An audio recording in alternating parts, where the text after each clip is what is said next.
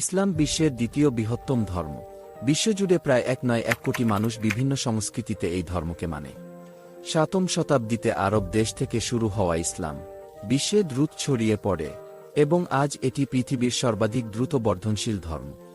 আজকের ভিডিওতে আমরা ইসলামের ইতিহাস নিয়ে আলোচনা করব, কিভাবে ইসলাম বিশ্বের শুরু হয়েছিল, এটি নবী মুহাম্মদ কর্তৃক নিয়ে আসা হয়েছিল, এবং ইসলামের আগমনের পর আরব সমাজ কিভাবে পরিবর্তিত হয়েছে। তাহলে ভিডিওটি শেষ পর্যন্ত দেখবেন, কারণ আপনার ইতিহাস না জানলে আপনি নিজেকে কিভাবে চিনবেন। ইসলাম একটি আব্রাহামিক ধর্ম, অর্থাৎ এটি সেই ধর্ম যা আব্রাহামকে তার নবী হিসেবে মানে।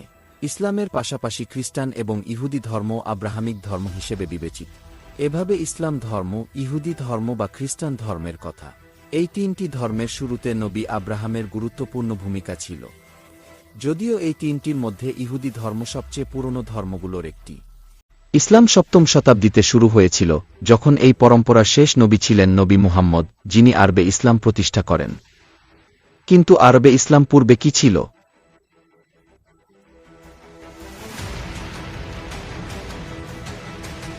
বন্ধুরা, ইসলামের শুরু আগে আরব এলাকা বিভিন্ন আরাল উপজাতিতে বিভক্ত ছিল এবং বিপজ্জনক হলনিফা ছিল।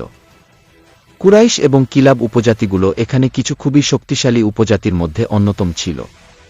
তবে পরে এখানে ইহুদি ধর্মের প্রভাব বৃদ্ধি পায়। ইহুদি রেড সি সংক্রান্ত এলাকায় বাস করত এবং ওস এবং খজরা মতো উপজাতিদের সাথে মিলিত হয়ে বাণিজ্যের কাজ করত।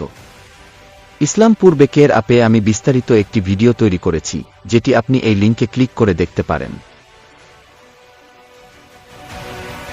বন্ধুরা, মক্কা এবং মদিনা উভয় ইসলামের আগমনের আগে থেকেই নিজেদের মধ্যে পরিচিত স্থান ছিল।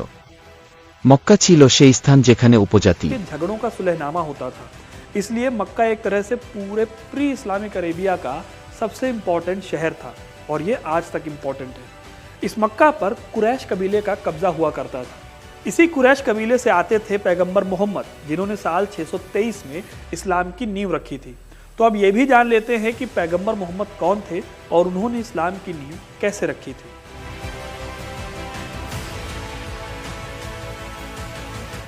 पैगंबर मोहम्मद मक्का शहर में साल 570 में पैदा हुए थे। उनके पिता का नाम अब्दुल्ला और माता का नाम अमीना था। मोहम्मद साहब अपने दादा अबू मुतालिब के बेहद करीब थे। उन्होंने ही अपने पोते का नाम मोहम्मद रखा था। ये वही अबू मुतालिब थे जिन्होंने खोए हुए आबे जमजम को ढूंढा था। पैगंबर के जन्म के 6 महीने पहले ही उनके पिता अब्दुल्ला का निधन हो गया था। इस तरह पैगंबर मोहम्मद का पालन पोषण हलीमा अल सादिया नाम की महिला ने किया। इन्होंने 2 साल तक पैगंबर को पाला पोसा और उसके बाद उन्हें उनकी माँ अमीना को वापस दे दिया। लेकिन आगे चलकर उनकी माँ का भी देहांत हो गया। तब मोहम्मद की जिम्मेदारी उनके दादाजी के कंधों पर आ गई। हालांकि फिर 2 साल के बाद उनका भी देहांत हो गया। इस तरह से मोहम्मद का बचपन बेहद कठिन था। दादाजी की मौत के बाद पैगंबर मोहम्मद के चाचा अबू तालिब ने उन्हें पाला पोसा। पैगंबर मोहम्मद बचपन से मेहनती थे। बहुत कम उम्र में उन्होंने अपने चाचा के काम में हाथ बटाना शुरू कर दिया था। सिर्फ 9 साल की उम्र में वो व्यापार सीखने के लिए अपने चाचा के साथ सीरिया की यात्रा करते थे। वहीं सीरिया में एक ईसाई धर्म के विद्वान ने 12 साल के मोहम्मद को देखकर ये भविष्यवाणी की कि ये लड़का आगे चलकर बहुत महान काम करेगा। उस टाइम पर अरब के लोगों को बेईमान माना जाता था, लेकिन इसके ठीक उलट पैगंबर मोहम्मद शुरुआत से ही बेहद ईमानदार और सच बोलने वाले इंसान थे। लोग उनकी ईमानदारी देखकर हैरान हो जाते थे, क्योंकि अरब में ऐसे ईमानदार आदमी का होना आम बात नहीं थी। इसी स्वभाव के कारण लोगों ने उन्हें अल अमीन और अल सादिक कहना शुरू कर दिया, जिसका मतलब होता है भरोसेमंद और सच्चा। पैगंबर मोहम्मद अपने स्वभाव के कारण मक्का में इतने प्रसिद्ध हुए कि खदीजा नाम की एक महिला ने शादी करने का प्रस्ताव उन्हें सामने से भेजा। वो 40 साल की विधवा औरत थी और इस समय पैगंबर मोहम्मद की उम्र मात्र 25 साल थी। उम्र में इतना फर्क और विधवा होने के बावजूद भी उन्होंने शादी के इस प्रस्ताव को कबूल कर लिया और इस तरह हजरत खदीजा पैगंबर मोहम्मद की पहली पत्नी बनी। पैगंबर मोहम्मद ने अपने पूरे जीवन में कुल 13 शादियां की थी, लेकिन उन्हें बच्चे अपने 2 ही पत्नियों से हासिल हुए। पैगंबर मोहम्मद के व्यक्तित्व में कुछ ऐसी बातें थी जो उन्हें अरब के दूसरे लोगों से अलग बनाती थी। जैसे वो कभी अकेले खाना नहीं खाते थे। खाना खाने के पहले और बाद में हाथ धोते थे। सोच कर देखिए कि ये इतना कॉमन काम भी उस टाइम पर बड़ा माना जाता था, क्योंकि अरब के लोग तब इतने सभ्य नहीं हुआ करते थे। इन लोगों के लिए चोरी, डकैती, शराब पीना और मासूम लोगों की बस ऐसे ही जान ले लेना आम बात थी। ये सब देखकर पैगंबर मोहम्मद बहुत परेशान होते थे और एक बार वो हीरा नाम की गुफा में चले गए। कहा जाता है कि साल 610 ईस्वी में जब वो इस गुफा में गए तो उन्हें जन्नत के दूत जिब्राइल मिले, जिन्होंने पैगंबर से कुरान की आयतों को पढ़ने को कहा। पैगंबर मोहम्मद ने उनकी बात को मानकर ऐसा ही किया। फिर जिब्राइल ने पैगंबर से लोगों को कुरान की शिक्षा देने को कहा। जिब्राइल ने कहा कि अल्लाह ने तुम्हें आखिरी नबी यानी कि पैगंबर चुना है, इसलिए लोगों को कुरान के बारे में बताओ। उस समय पैगंबर मोहम्मद 40 साल के थे। खुद को चुने जाने की बात सुनकर काफ़ी परेशान और बेचैन थे। उन्होंने घर वापस आकर अपनी इस परेशानी के बारे में घर में लोगों को बताया। उनकी पत्नी खदीजा और उनके चचेरे भाई ने समझाया कि परेशान नहीं होना चाहिए, अल्लाह की बात मानकर इस्लाम को आगे बढ़ाने का काम करना चाहिए।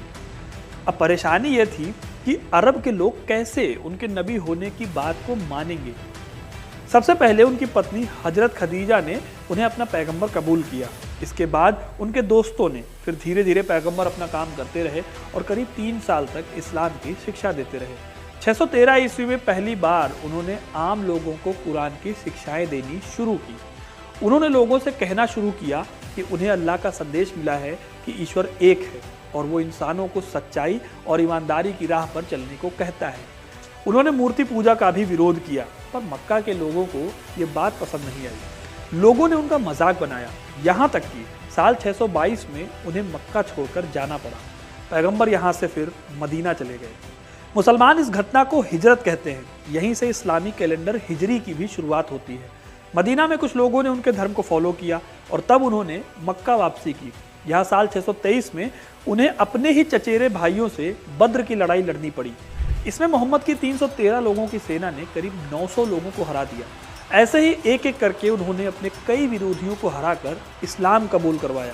धीरे धीरे इस्लाम अरब के बाकी हिस्सों में फैल गया और फाइनली साल 630 में पैगंबर मोहम्मद ने मक्का पर भी कब्जा कर लिया। हालांकि यहाँ कोई लड़ाई नहीं हुई। पैगंबर ने मक्का पहुंचकर काबा में रखी तमाम कबीलों की मूर्तियों को तुड़वा दिया और एक अल्लाह की इबादत करने का संदेश दिया। इस तरह से साल 632 में पैगंबर मोहम्मद की मौत के टाइम तक इस्लाम पूरे अरब में फैल चुका था और आगे चलकर इस्लाम को पूरी दुनिया में पहुंचाने का काम उनके बाद के धर्म गुरुओं ने किया, जिन्हें हम खलीफा नाम से जानते हैं। तो दोस्तों, ये थी कहानी इस्लाम के उदय की। आपको ये कहानी कैसी लगी हमें कमेंट करके ज़रूर बताइएगा। वीडियो को लाइक और शेयर करना ना भूलें और ऐसी तमाम इंटरेस्टिंग कहानियों के लिए हिस्ट्री कनेक्ट को सब्सक्राइब जरूर करें। धन्यवाद।